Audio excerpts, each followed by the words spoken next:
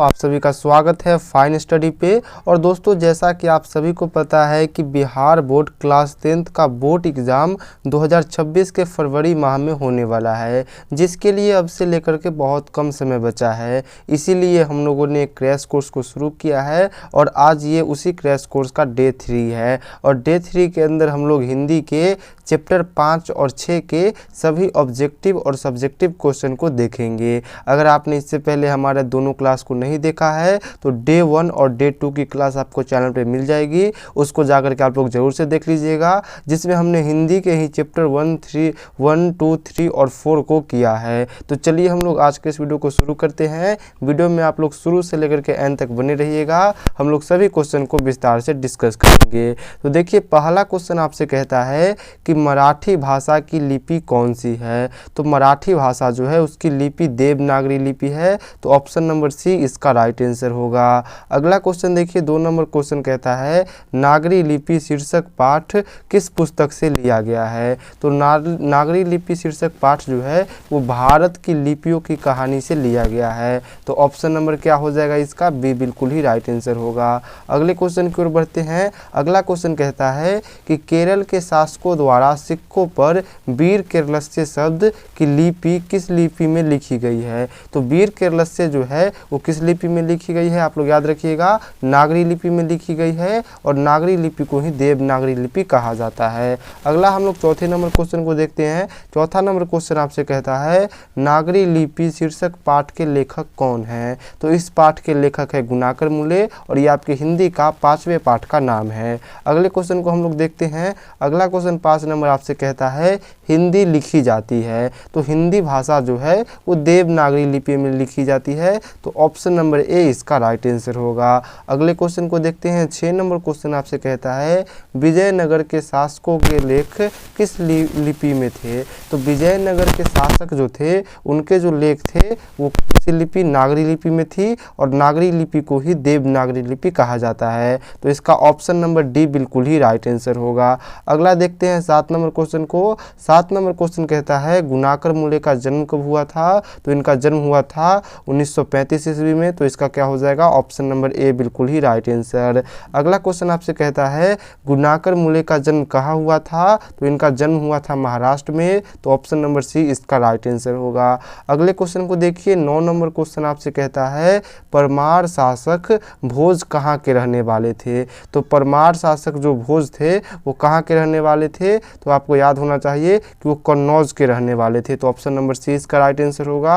अगला देखते हैं हम लोग 10 नंबर क्वेश्चन को। 10 नंबर क्वेश्चन आपसे कहता है भारतीय लिपियों की कहानी किनकी प्रसिद्ध रचना है। तो भारतीय लिपियों की कहानी एक पुस्तक है, और ये किनकी प्रसिद्ध रचना है, तो आप लोग याद रखिएगा गुणाकर मुले की प्रसिद्ध रचना है, तो ऑप्शन नंबर ए इसका बिल्कुल ही राइट आंसर होगा। अगले क्वेश्चन की ओर बढ़ते हैं। अगला क्वेश्चन आपसे कहता है इस्लामी शासन का आरंभ काल कब है। तो इस्लामी शासन जो है उसका आरंभ काल यानी कि शुरुआती काल 12वीं सदी को माना जाता है, तो ऑप्शन नंबर ए इसका बिल्कुल ही राइट आंसर होगा।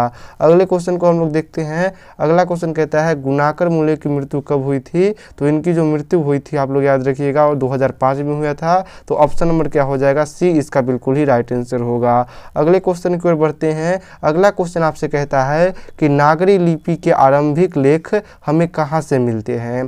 तो नागरी लिपि के आरंभिक यानी कि शुरुआती लेख जो है वो हमको दक्षिण भारत से मिलते हैं, आप लोग याद रखिएगा, ऑप्शन नंबर सी इसका राइट आंसर होगा। अगला जो आपको 14 नंबर क्वेश्चन है वो ये है कि बेतमा दान पत्र का समय क्या है। तो इसका समय है 1020 ईस्वी, तो आप लोग याद रखिएगा। अगले क्वेश्चन की ओर हम लोग बढ़ते हैं। अगला क्वेश्चन आपसे कहता है कि उत्तर भारत में नागरी लिपि के लेख कब से मिलते हैं। तो उत्तर भारत की अगर हम लोग बात करें तो यहाँ पे नागरी लिपि के जो लेख है वो 8वीं सदी से मिलते हैं, तो ऑप्शन नंबर ए इसका बिल्कुल ही राइट आंसर होगा। नेक्स्ट क्वेश्चन 16 नंबर आपसे कहता है निबंध के लेखक कौन है। तो देखिए यहाँ पे जो अमरकांत जी है उन्होंने वो कहानी के लेखक है, और ये दोनों कवि है यानी कि कविता के लेखक है। लेकिन जो गुणाकर मुले जी है इन्होंने ये किस चीज़ के लेखक है, निबंध के लेखक है, तो ऑप्शन नंबर ए इसका बिल्कुल ही राइट आंसर होगा। अगला क्वेश्चन हम लोग देखते हैं 17 नंबर क्वेश्चन कहता है तमिल मलयालम तेलुगु भाषाएं हैं। तो तमिल मलयालम और तेलुगु कहाँ की भाषाएं हैं? तो ये दक्षिण भारत की भाषाएं हैं। तो ऑप्शन नंबर डी इसका राइट आंसर होगा। अगले क्वेश्चन की ओर बढ़ते हैं। अगला क्वेश्चन आपसे कहता है रामायण की रचना किस भाषा में है? तो रामायण की जो रचना की गई है वो संस्कृत भाषा में की गई है, ये सभी को पता है। तो ऑप्शन नंबर ए इसका राइट आंसर होगा। अगले क्वेश्चन की ओर हम लोग बढ़ते हैं। अगला क्वेश्चन आपसे कहता है नागरी लिपि शीर्षक पाठ साहित्य की कौन सी विद्या है? तो नागरी लिपि शीर्षक पाठ जो है वो साहित्य की निबंध विद्या है। तो ऑप्शन नंबर क्या हो जाएगा इसका? बी बिल्कुल ही राइट आंसर होगा। अगले क्वेश्चन की ओर हम लोग बढ़ते हैं। अगला क्वेश्चन आपसे कहता है दोहा कोश किनकी रचना है? तो दोहा कोश जो है वो सरहपाद की रचना है। तो आप लोग याद रखिएगा सरहपाद की ये रचना है और ये बहुत ही फेमस रचना है। तो ऑप्शन नंबर ए इसका बिल्कुल ही राइट आंसर होगा। अगला आप लोग देखते हैं कवि कौन है? तो हिंदी सरहपाद है और ऑप्शन नंबर डी इसका राइट आंसर होगा। अगले क्वेश्चन की ओर हम लोग बढ़ते हैं। अगला क्वेश्चन 22 नंबर आपसे कहता है नेपाली भाषा किस लिपि में लिखी जाती है? तो जो नेपाली भाषा है वो भी देवनागरी लिपि में लिखी जाती है। ऑप्शन नंबर डी इसका बिल्कुल ही राइट आंसर होगा। अगले क्वेश्चन की ओर बढ़ते हैं। अगला क्वेश्चन आपसे कहता है भारतीय लिपियों की कहानी किनकी प्रसिद्ध रचना है? तो भारतीय लिपियों की कहानी जो है वो किनकी प्रसिद्ध रचना है? तो ये गुणाकर मूल्य की प्रसिद्ध रचना है। ऑप्शन नंबर ए इसका बिल्कुल ही राइट आंसर होगा। अगला 24 नंबर क्वेश्चन कहता है दक्षिण भारत में नागरी लिपि क्या कहलाती है?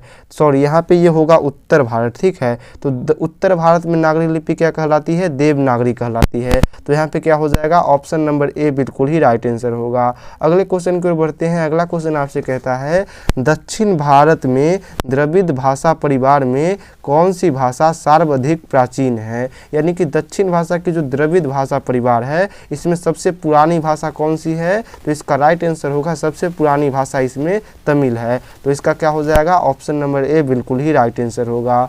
अगले क्वेश्चन की ओर हम लोग बढ़ते हैं। 26 नंबर क्वेश्चन आपसे कहता है ईसा की 14वीं 15वीं सदी में विजयनगर के शासकों ने अपने लेख किस लिपि में लिखे थे? तो मैं आपको बता दूं कि ईसा के 14वीं 15वीं सदी में विजयनगर के जो शासक थे उन्होंने अपनी लेख देवनागरी लिपि में लिखी थी। तो ऑप्शन नंबर बी इसका बिल्कुल ही राइट आंसर होगा और ये काफ़ी इंपॉर्टेंट क्वेश्चन है। अगले क्वेश्चन की ओर बढ़ते हैं। अगला क्वेश्चन आपसे कहता है निवाड़ी भाषा किस लिपि में लिखी जाती है? यहाँ पे ये भाषा होगा।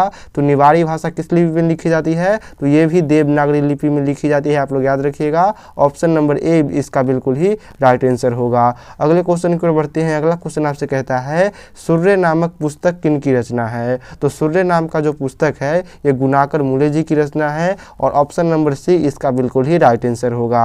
अगले क्वेश्चन की ओर बढ़ते हैं। अगला क्वेश्चन जो है ये काफ़ी आसान क्वेश्चन है, लेकिन ये क्वेश्चन कम से कम 3 से 4 बार एग्जाम में दोहरा गया है। और क्वेश्चन ये है कि हिंदी भाषा की लिपि क्या है? तो हमारी जो हिंदी भाषा है उसकी भी लिपि देवनागरी लिपि है, यानी कि इसको देवनागरी लिपि में लिखा जाता है। तो इसका क्या हो जाएगा? ऑप्शन नंबर बी बिल्कुल ही राइट आंसर होगा। अगले क्वेश्चन की ओर हम लोग देखते हैं। अगला क्वेश्चन आपसे कहता है किस शासक ने ऐसा सिक्का चलाया जिस पर नागरी लिपि में राम सिया शब्द अंकित है? तो मैं आपको बता दूं कि हमारे बादशाह अकबर जो शासक थे उन्होंने एक ऐसा सिक्का चलवाया था जिस पर नागरी लिपि में राम सिया लिखा हुआ था। तो अगले क्वेश्चन की ओर हम लोग बढ़ते हैं। अगला क्वेश्चन आपसे कहता है चित्रगुप्त द्वितीय, यहाँ पे चित्रगुप्त नहीं होगा, यहाँ पे चंद्रगुप्त होगा। तो चंद्रगुप्त द्वितीय यानी कि विक्रमादित्य का व्यक्तिगत नाम क्या था? तो उनका व्यक्तिगत नाम था देव और ऑप्शन नंबर सी इसका राइट आंसर होगा। अगले क्वेश्चन की ओर बढ़ते हैं। अगला क्वेश्चन आपसे कहता है कि काशी क्या है? तो काशी जो है वो देवनगरी है, यानी कि देवों की नगरी है। ऑप्शन नंबर बी इसका बिल्कुल ही राइट आंसर होगा।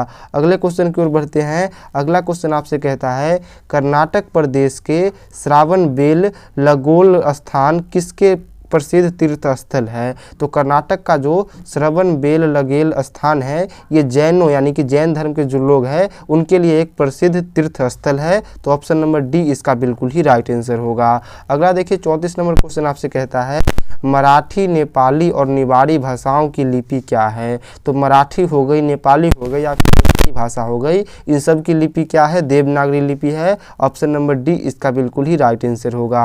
अगले क्वेश्चन को देखते हैं। अगला क्वेश्चन आपसे कहता है बेतमा कहाँ पे है, तो बेतमा जो है वो इंदौर के पास स्थित है और ऑप्शन नंबर ए इसका बिल्कुल ही राइट आंसर होगा। अब हम लोग देखते हैं इस चैप्टर के क्वेश्चन को, क्योंकि ऑब्जेक्टिव क्वेश्चन हमारे समाप्त हो गए हैं। तो आइए हम लोग पहले क्वेश्चन को देखते हैं। पहला क्वेश्चन आपसे कहता है देवनागरी लिपि के अक्षरों में स्थिरता कैसे आई। तो देवनागरी लिपि जो है इसके अक्षरों में स्थिरता कैसे आई, इसके बारे में आपसे पूछा गया है। इसका उत्तर आपको कुछ ऐसे देना है कि लगभग 200 वर्ष पहले देवनागरी लिपि के और इसमें पुस्तक छपने लगी, तब से इसके अक्षरों में स्थिरता आई, यानी कि टाइप के बनने के कारण इसके अक्षरों में स्थिरता आई। तो ये काफ़ी इजी क्वेश्चन है जिसका आंसर आपको बहुत ही आसान तरीके से दे देना है। अब हम लोग बढ़ते हैं इसके दूसरे सब्जेक्टिव क्वेश्चन की ओर, जो कि आपसे कहता है देवनागरी लिपि में कौन कौन सी भाषाएँ लिखी जाती है। तो जो देवनागरी लिपि है इसमें कौन कौन सी भाषाएँ लिखी जाती है, इसके बारे में आपसे पूछा गया है।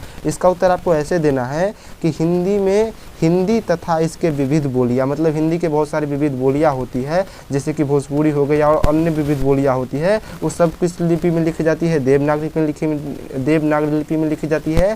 साथ ही साथ नेपाली हो गई, नेवारी हो गई, मराठी हो गई, संस्कृत हो गई, प्राकृत हो गई और आदि यानी कि अन्य और भाषाएँ हो गए, उन सभी को देवनागरी लिपि में ही लिखी जाती है। तो आपको कम से कम 5-6 भाषा याद होना चाहिए और उसको आप लोग बना करके यहाँ पे आंसर लिख सकते हो। अगले क्वेश्चन की ओर हम लोग देखते हैं। 3 नंबर सब्जेक्टिव क्वेश्चन इस चैप्टर से आपसे कहता है कि उत्तर भारत के किन शासकों के प्राचीन नागरी लेख प्राप्त होते हैं। तो आइए हम लोग इसका उत्तर देखते हैं। इसका उत्तर कुछ इस प्रकार है कि उत्तर भारत में मेवाड़ के गोहिल, संभार अजमेर के चौहान, कन्नौज के गढ़वाल, कठियावाड़ा के गुजरात के सोलंकी और अब्बू के परमार, जोझक भुक्ती के चंदेल तथा त्रिपुरा के कलचूरी शासकों के लेख नागरी लिपि में मिलते हैं। और नागरी लिपि को ही क्या कहा जाता है, देवनागरी लिपि कहा जाता है। ये भी आप लोग याद रखिएगा। अगले क्वेश्चन को देखते हैं। 4 नंबर क्वेश्चन जो इस चैप्टर से सब्जेक्टिव है वो आपसे ये कहता है लेखक ने किन भारतीय लिपियों से देवनागरी का संबंध बताया है। तो लेखक ने किन किन भारतीय जो अलग अलग लिपि है उससे देवनागरी लिपि का संबंध को बताया है, उसके बारे में आपको बताना है। इसका उत्तर ऐसे है कि लेखक ने संस्कृत, प्राकृत, गुजराती, बंगाली तथा ब्रह्म लिपियाँ से देवनागरी लिपि का संबंध बताया है। नागरी या नंदगिरी भी देवनागरी के समान है। तो नागरी और नंद नागरी जो है, नंदी नागरी, ये दोनों ही देवनागरी के ही समान यानी कि देवनागरी को ही कहा जाता है और इसके संबंध इन सब से जो है वो है। अगले क्वेश्चन की ओर हम लोग बढ़ते हैं। अगला क्वेश्चन जो 5 नंबर क्वेश्चन है वो आपसे ये कहता है कि नागरी, यहाँ पे नागरी होगा, नागरिक नहीं होगा, नागरी को देवनागरी क्यों कहते हैं, इस लेखक इसके संबंध में क्या बताता है। तो इसका उत्तर कुछ इस प्रकार हो जाएगा कि नागरी को उत्तर भारत में देवनागरी कहा जाता है। तो जो नागरी लिपि है इसको दक्षिण भारत में नागरी लिपि और उत्तर भारत में देवनागरी लिपि कहा जाता है। लेखक के अनुसार देवनागरी लिपि से कई मत संबंधित हैं। एक मत के अनुसार काशी देवनगरी है, इसलिए यहाँ चलने वाली लिपि को देवनागरी कहलाई। दूसरे मत के अनुसार चंद्रगुप्त द्वितीय यानी कि विक्रमादित्य का व्यक्तिगत नाम देव था, इसलिए गुप्त की राजधानी पटना को देवनगर और यहाँ प्रचलित लिपि को देवनागरी लिपि कहा गया। किंतु लेखक यह सब प्रमाणिक नहीं मानते हैं। तो देखिए अलग अलग मत है। किसी कोई कहता है कि काशी जो है वो देवनगरी है, इसलिए यहाँ पे जो लिपि है उसको हम लोग देवनागरी कहते हैं। वही कुछ लोग कहते हैं कि विक्रमादित्य का व्यक्तिगत नाम देव था, इसलिए इनके राजधानी को देवनगर और यहाँ पे प्रचलित जो लिपि है उसको देवनागरी कहा गया। लेकिन इन सभी को लेखक प्रमाणिक नहीं मानते हैं, मतलब इसका कोई साक्ष्य नहीं है, तो इसलिए लेखक इनको प्रमाणिक नहीं मानते हैं। बाकी हम लोग चलिए अगले चैप्टर की ओर बढ़ते हैं और हमारा चैप्टर नंबर 5 समाप्त होता है। अब हम लोग चैप्टर नंबर 6 के ऑब्जेक्टिव क्वेश्चन को देखेंगे। चैप्टर नंबर 6 का नाम है बहादुर और यह एक कहानी है। तो आइए हम लोग इसके पहले ऑब्जेक्टिव को देखते हैं। पहला ऑब्जेक्टिव आपसे कहता है बहादुर शीर्षक पाठ के लेखक कौन है। तो इस पाठ के लेखक कौन है, अमरकांत जी है। ऑप्शन नंबर डी इसका बिल्कुल ही राइट आंसर होगा। अगला क्वेश्चन आपसे कहता है लेखक की पत्नी के रिश्तेदार किस दिन आए थे। तो लेखक की पत्नी के रिश्तेदार जो थे वो लेखक के यहाँ किस दिन आए थे, रविवार के दिन आए थे। ऑप्शन नंबर ए इसका बिल्कुल ही राइट आंसर होगा। नेक्स्ट क्वेश्चन आपसे कहता है बहादुर कितने वर्ष का था। जो बहादुर था वो यही इस चैप्टर का मुख्य पात्र था और बहादुर कितने वर्ष का था, तो 10-11 वर्ष का था। तो ऑप्शन नंबर ए इसका बिल्कुल ही राइट आंसर होगा। अगले क्वेश्चन की ओर बढ़ते हैं। अगला क्वेश्चन आपसे कहता है बहादुर लेखक को क्या कहकर संबोधित करता था। तो बहादुर जो था वो लेखक का नौकर था और वो लेखक को बाबूजी कहकर संबोधित करता था, यानी कि बुलाता था। तो ऑप्शन नंबर सी इसका राइट आंसर होगा। अगला देखिए 5 नंबर क्वेश्चन कहता है जिंदगी और जोक किसकी कहानी है। तो जिंदगी और जोक जो है वो हमारे लेखक अमरकांत जी की लिखी हुई ये कहानी है। तो ऑप्शन नंबर ए इसका बिल्कुल ही राइट आंसर होगा। अगला 6 नंबर क्वेश्चन आपसे कहता है बहादुर का पूरा नाम क्या था। तो जो बहादुर इस कहानी का मुख्य पात्र है उसका पूरा नाम था दिल बहादुर। ऑप्शन नंबर बी इसका बिल्कुल ही राइट आंसर होगा। नेक्स्ट क्वेश्चन आपसे कहता है बहादुर कहाँ से भागकर आया था। तो बहादुर जो था वो नेपाल का रहने वाला था और वो नेपाल से भाग करके आया था, यहाँ पे लेखक के यहाँ पे नौकर का काम करता था। तो ऑप्शन नंबर डी इसका बिल्कुल ही राइट आंसर होगा। अगले क्वेश्चन 8 नंबर क्वेश्चन को देखेंगे। क्वेश्चन आपसे कहता है कहानीकार के लड़के का नाम क्या था। कहानीकार यानी कि लेखक, और लेखक के लड़के का नाम था किशोर। ऑप्शन नंबर डी इसका बिल्कुल ही राइट आंसर होगा। अगले क्वेश्चन की ओर बढ़ते हैं। अगला क्वेश्चन कहता है निर्मला कौन थी। तो निर्मला जो थी वो कहानीकार की पत्नी थी। तो ऑप्शन नंबर क्या हो जाएगा, सी इसका बिल्कुल ही राइट आंसर हो जाएगा। अगले क्वेश्चन की ओर बढ़ते हैं। 10 नंबर क्वेश्चन कहता है माँ के डर, यहाँ पे डर होगा, माँ के डर से लड़का रात भर कहाँ छुपा रहा। तो माँ के डर से लड़का का मतलब यहाँ पे बहादुर की बात हो रही है और माँ के डर से जो बहादुर था वो रात भर जंगल में छुपा रहा। तो ऑप्शन नंबर क्या हो जाएगा, बी इसका बिल्कुल ही राइट आंसर होगा। 11 नंबर क्वेश्चन कहता है मौत का नगह किसकी।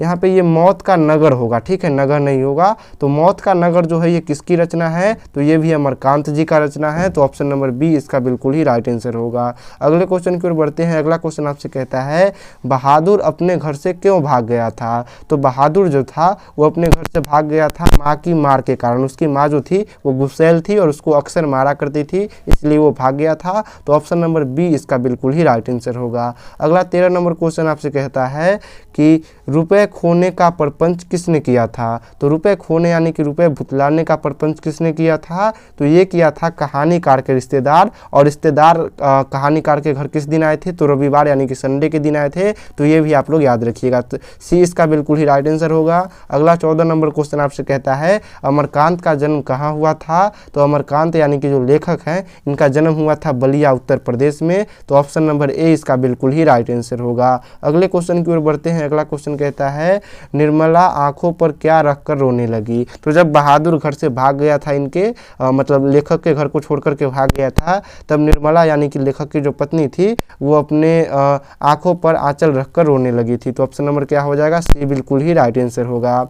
अगला 16 नंबर क्वेश्चन है कि बहादुर कौन था। तो बहादुर नौकर था, लेखक का नौकर था। तो ऑप्शन नंबर क्या हो जाएगा, सी इसका बिल्कुल ही राइट आंसर होगा। अगला क्वेश्चन आपसे कहता है रिश्तेदार की पत्नी के कितने रुपए खो गए थे। तो रिश्तेदार की पत्नी के 11 रुपए खो गए थे। एक्चुअली में उसके पैसे खोए नहीं थे, उसने ऐसा झूठा प्रपंच किया था। तो ऑप्शन नंबर क्या हो जाएगा इसका, ए बिल्कुल ही राइट आंसर। अगले क्वेश्चन की ओर बढ़ते हैं। अगला क्वेश्चन आपसे कहता है बहादुर से मार खाकर भैंस भागा भागा किसके पास चली आई। तो बहादुर से मार खाने के बाद जो भैंस थी वो भाग करके माँ के पास चली आई थी। ऑप्शन नंबर बी इसका बिल्कुल ही राइट आंसर होगा। नेक्स्ट क्वेश्चन आपसे कहता है कि बहादुर का यहाँ पे बाप होगा। बहादुर का जो बाप यानी कि उसका पिता है वो कहाँ मारा गया था। तो बहादुर का पिता युद्ध में मारा गया था। तो ऑप्शन नंबर ए इसका बिल्कुल ही राइट आंसर होगा। यहाँ पे पिता होगा, आप लोग ध्यान रखिएगा, ये क्वेश्चन थोड़ा सा गलत टाइप है। नेक्स्ट क्वेश्चन की ओर बढ़ते हैं। नेक्स्ट क्वेश्चन आपसे कहता है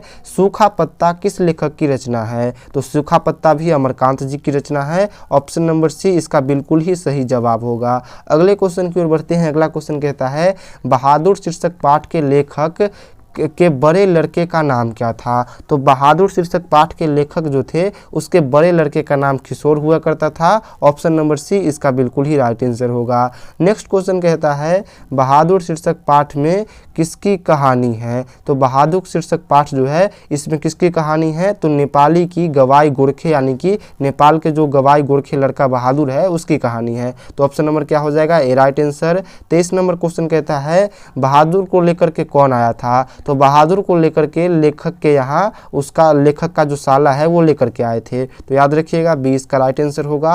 नेक्स्ट क्वेश्चन है बहादुर कहाँ का रहने वाला था? बहादुर नेपाल का रहने वाला था। अगले क्वेश्चन की ओर बढ़ेंगे। अगला क्वेश्चन है कहानी है। अब इन चारों में से आपको पता करना है कि कहानी कौन सा है। तो नाखून क्यों बढ़ते हैं, ये कहानी नहीं है। नौबत खाने में इबादत है, ये भी कहानी नहीं है। परंपरा का मूल्यांकन, ये भी कहानी नहीं है। बहादुर जो पाठ है वो आपका कहानी है। तो ऑप्शन नंबर बी इसका बिल्कुल ही राइट आंसर होगा। अगले क्वेश्चन की ओर बढ़ते हैं। अगला क्वेश्चन आपसे कहता है लेखक के रिश्तेदार ने बहादुर पर क्या आरोप लगाए? तो लेखक के जो रिश्तेदार थे उसने बहादुर पर क्या आरोप लगाए थे? उसके पैसे चुराने का आरोप लगाए थे, जबकि असल में बहादुर चोर नहीं था। तो ऑप्शन नंबर क्या हो जाएगा? ए इसका बिल्कुल ही राइट आंसर होगा। अगला क्वेश्चन आपसे कहता है अमरकांत लिखित कहानी है, मतलब अमरकांत जी के द्वारा लिखा हुआ कौन सा कहानी है? तो बहादुर है। ऑप्शन नंबर डी इसका बिल्कुल ही राइट आंसर होगा। अगला क्वेश्चन देखिए 28 नंबर क्वेश्चन, जो कि आपका लास्ट ऑब्जेक्टिव क्वेश्चन है इस चैप्टर का। क्वेश्चन कहता है किसका मन मां से फट गया और वह रात भर जंगल में छिपा रहा? तो जो बहादुर था उसका मन उसके माँ से फट गया। जब उसकी माँ ने उसको मारा तो उसका मन उसकी माँ से फट गया और वो रात भर उसकी डर से जंगल में छिपा रहा और सुबह घर से भाग ही गया। अगला हम लोग अब हम लोग देखेंगे इसके कुछ सब्जेक्टिव क्वेश्चन को। पहला सब्जेक्टिव क्वेश्चन है अपने शब्दों में पहली बार दिखे बहादुर का वर्णन करें। तो पहला बार बहादुर किस तरीके का दिखा था, इसका वर्णन आप लोग को अपने शब्द में करना है। इसका उत्तर आपको ऐसे देना है कि बहादुर 12-13 वर्ष का, ठिगना, चिकनाइट शरीर, गोरा रंग और चपटा मुंह का लड़का था। आंखें बुरी तरह मलक रहा था। सफ़ेद नेकर, आधी बाह की सफ़ेद कमीज और भूरे रंग की पुराने जूता और गले में स्काउट की तरह एक रुमाल बांधा हुआ था। तो पहली बार बहादुर कुछ इस तरीके से दिखा था। अगला देखिए दूसरा नंबर क्वेश्चन आपसे कहता है लेखक को क्यों लगता है कि नौकर रखना बहुत ज़रूरी हो गया था? इसका उत्तर ऐसे है कि लेखक के सभी रिश्तेदारों के पास नौकर थे। लेखक की पत्नी भी हमेशा नौकर चाकर की चाह किया करती थी। लेखक स्वयं भी रिश्तेदारों के शौक मौज देखकर नौकर रखना चाह रहा था। इस प्रकार लेखक को नौकर रखना जरूरी लगा। तो चलिए हम लोग बढ़ते हैं अगले क्वेश्चन की ओर। अगला क्वेश्चन 3 नंबर सब्जेक्टिव आपसे कहता है बहादुर अपने घर से क्यों भाग गया था? ये काफ़ी इंपॉर्टेंट क्वेश्चन है, 2-3 बार एग्जाम में आपके आया हुआ है। इसका उत्तर कुछ ऐसे होगा कि बहादुर का पिता नहीं था, उसका पिता युद्ध में मारा गया था और उसकी माँ बहुत गुस्सैल थी। वह बहादुर को प्यार नहीं करती थी बल्कि काम करने के लिए उसे बहुत पीटती थी। एक दिन माँ ने भैंस को मारने के जुर्म में उसकी खूब पिटाई की, इसलिए वह दुखी होकर घर से भाग गया। तो काफ़ी इजी क्वेश्चन था जिसका आपको आंसर भी बहुत इजी ही देना है। अगले क्वेश्चन की ओर बढ़ते हैं। अगला क्वेश्चन 4 नंबर कहता है बहादुर के चले जाने पर सबको पछतावा क्यों होता है? तो इसका आंसर कुछ ऐसे है कि बहादुर बहुत लड़का था, उसे सबको आराम मिलता था। तो बहादुर काफ़ी ज़्यादा लड़का था और उससे जो लेखक के परिवार के लोग थे उन सभी को बहुत आराम मिलता था। लोग उसे नाहक में मार गाली भी देते थे, मतलब लेखक के घर के जो लोग थे उसको फालतू में ही मारते पीटते रहते थे तथा चोरी के इल्ज़ाम लगाकर उससे अपमानित भी किया। उसके चले जाने पर सबको अपनी भूल का एहसास हुआ, इसीलिए पछतावा हुआ था। तो जब वो घर छोड़ के चले गया तब जा करके उनको लेखक के घर वालों को पछतावा हुआ। अगला हम लोग देखते हैं 5 नंबर क्वेश्चन। यहाँ पे ये सेम क्वेश्चन है। क्वेश्चन ये कहता है कि कहानी छोटा मुंह बड़ी बात कहती है, इस दृष्टि से बहादुर कहानी पर विचार करें। तो इसका उत्तर ऐसे होगा कि बहादुर कहानी एक नौकर की स्थिति पर आधारित है। इस दृष्टि से किसी भी महत्वपूर्ण सामाजिक अंग की परिचर्चा नहीं करती है, किंतु इस कहानी के तथ्य बहुत मार्मिक है। बाल श्रम, बालनोदशा, विलासिता में डूबे घर परिवार का अंडवार आदि बड़ी सामाजिक विषमताओं को मनोरंजक ढंग से उजागर किया गया है और इसीलिए छोटा मुंह बड़ी बात है। तो चलिए आज के सभी क्वेश्चन हम लोगों ने कंप्लीट कर लिए। होप कि आपको ये वीडियो पसंद आया होगा। अगर आपको वीडियो पसंद आया होगा तो आप लोग लाइक शेयर सब्सक्राइब जरूर कीजिए। मिलते हैं नेक्स्ट वीडियो में, तब तक के लिए बाय बाय।